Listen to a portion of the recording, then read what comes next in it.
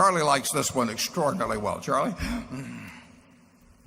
Well, this is a company that from very modest beginnings rose to be the best company in its field in the world. It's not yet the biggest, but that leaves them something to do. The average quality of the people in this company is not only extraordinary, it's off the chart. No, this is a real quality enterprise, and these people know how to do some things that we don't know how to do, a lot. So, of course, we're enthusiastic about the company. You know, I'm always enthusiastic when I get to deal with some of the best people in the world. This is an important acquisition. We paid $4 billion for 80% of the company. The family remains in partnership with us. They retain 20%.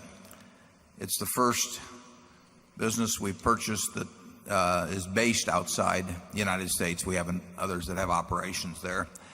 I think you'll look back on this in 5 or 10 years as being a very significant event in Berkshire's history. And it's interesting in this world in which many businesses get auctioned off, figures get dressed up before we sell them and leveraged up and so on. We continue to hear from people periodically who consider their businesses too important to auction. And we've never really bought one at auction, have we, Charlie? Did I remember? I can't remember one either. Yeah. So there's a benefit in that, because in effect the people that pass through that filter of caring enough about their business that they don't simply put it up like a piece of meat in an auction are also the people, in our view, that make the best managers and make the best partners over time. There is something going on in their brain that says this business is so important, and the people that are here are so important, and the customers we take care of are so important, that we actually care about the home in which these businesses reside. And I think that filter works very much to our benefit. We've bought a number of businesses in the last 15 or 18 months where people have felt that way. And I think the crowning one here is Iscar. So I welcome our new friends from Israel. I'm going to go over there and visit in September to see if there are any more girls out there like you, and see if we can drum up a little more business. Iscar will be a bigger company 5 years from now, maybe a much bigger company, and we may get a chance to do interesting acquisitions. But what you saw there, the fundamentals won't change. The way the people think won't change. Like I say, with the $4 billion that we've just committed on Iscar, you know, we love having that $4 billion employed there instead of sitting around in short-term securities. And that's our job. We like the idea of developing earning power in other currencies around the world, and in effect in Iscar itself, a large portion of the earnings are not in dollars, and we're doing it in other areas as well. You saw in the movie Charlie and I going over there to give the fellows in Israel a lot of advice on how to run their operation better. And Charlie you might want to comment on Iscar. Well, that was a great experience, and Iscar is a very great company. I have never seen anything as automated as that Iscar operation. I think they regard it as a disgrace if any human hand has to do anything. We bought it without looking at it, but after we looked at it, we really liked it. We have a number of people here from Iscar and families in some cases. I had very high expectations for that when we bought it. It succeeded in every way. It succeeded in terms of financial performance. It succeeded in terms of the human relations we've developed with the people. I mean, I told you it was a terrific acquisition a few years ago. It's been a dream acquisition. And I agreed next March to go to India because our Iscar business is doing very well there, but I don't know what they think I can do additionally. But in any event, they said, come on to India in March and see if we can't expand it substantially. India is going to grow dramatically, and Iscar belongs in every industrial country in the world. I mean, we are very basic to industry, and we've done wonders for our customers all over the world. And we have a good size operation in India, but Iscar management hopes that if we take a trip over there in March, we might land a few more accounts.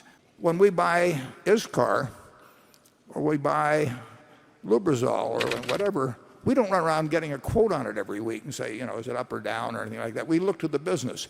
So when we look at Berkshire, we are looking at what we think can be delivered from the productive assets that we own and how we can utilize that capital in acquiring more productive assets. Our Iscar operation, which is based in Israel, operates throughout the world. I mean, I've been to their plants in Japan, I've been to their plants in Korea, I've been to their plants in India. The product they sell is going to be sold throughout the world. And the U.S. is an important market for them, but it's not a majority of their business or anything like it. So that company has about 11,000 employees or so, and relatively few of theirs are going to be in the United States. We'd like to do more business in the United States, but we'd like to do more business in Korea and Japan and India and you name it. Iscar has been wonderful since we bought it. We bought that 6 years ago, and they just don't stop. They do everything well, and I would not want to compete with them. It was announced a couple of days ago that we bought out the final 20% of Iscar held by the family for about $2 billion. It's a transaction they're happy with, we're happy with. Matter of fact, if you saw Eitan Wertheimer dancing at Dancing with the Stars there, you could have seen how happy he was. So we will now own 100% of Iscar, but our relationship with the Wertheimer family will continue. It's been a sheer joy. The business has done terrifically. The people have behaved magnificently, and Iscar will be part of Berkshire forever.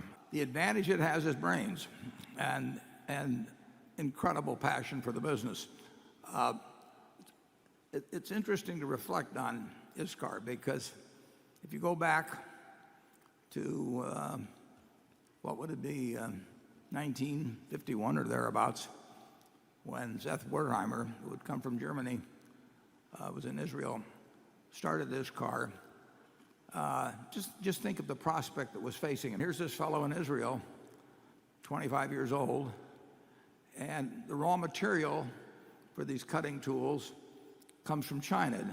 It isn't that the raw material is in Israel. So everybody buys their tungsten from China, and they sell to customers that are using large machine tools throughout the world, but they're selling into heavy industry to a significant extent. So they're selling to people like Boeing or General Motors or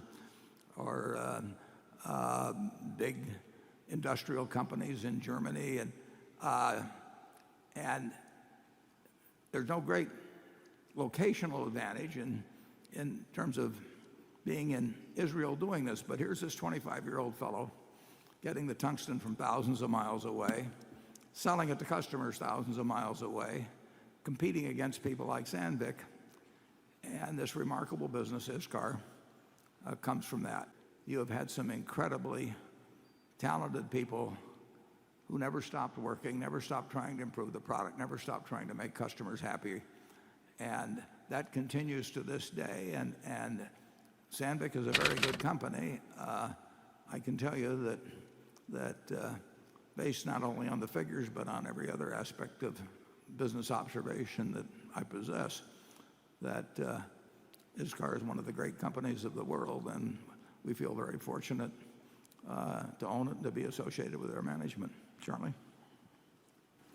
Well, it's a good comparison. Sandvik is a fabulous company, and it's a particular achievement to really do a little better in the competitive market, as Iscar's done. Quite a bit better. They've gained. Have you really ever seen much better operation than Iscar in the manufacturing business, Charlie? It's the only place I was ever in where I saw nothing but robots and engineers working computers. You cannot believe how modern Iscar is. Yeah. And the game's not over yet either. When we heard from Iscar, that was in 2006. Eitan Wertheimer said, he wrote me a letter, I'd never heard of him before, I'd never heard of the company. And he said the family had thought about it, and we were the only company to which they wanted to sell. And if they didn't sell it to us, they weren't going to sell it. I just talked to Jacob Harpaz, who does an incredible job of running Iscar. I talked to him yesterday when I was touring Exhibition Hall. They set a new record in April.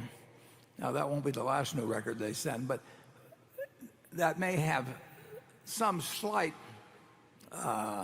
meaning in terms of how world business is doing, because they sell, these tiny little cutting tools and so on that go into basic industry all over the world.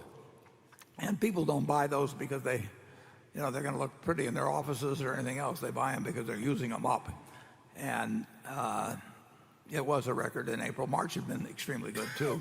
So they are seeing strength in the business that certainly would make it hard to believe there's weakness going on throughout the industrial world. Iscar's been a wonderful company for us. The people have been sensational. The business is extraordinary. It just is. It fits us so well that I just wish I could find a few more like it out there. When we made the deal in 2006, we took multiples of earnings and allowed for cash and a few things. But and then we took that formula and we stuck that in with the Wertheimer family at Iscar. It couldn't have been. They couldn't have behaved better. Or the feelings are entirely good. Everybody felt good about the transaction, the initial transaction and the subsequent transactions. We got just an enormous respect for the intelligence of those two families. The more we looked at those businesses, the smarter and better those families looked. It was just amazing what each family had done, wouldn't you say, Warren? Right. Absolutely amazing. Yeah. And those were two important acquisitions. I mean, they add up to lots of intrinsic value. The carrying value of the businesses is well below what the intrinsic business value is now. We would never have bought Iscar if it had come along 10 years earlier. We would never have bought Precision Cast Bars if it had come along 10 years earlier. We are learning, and my God, we're still learning.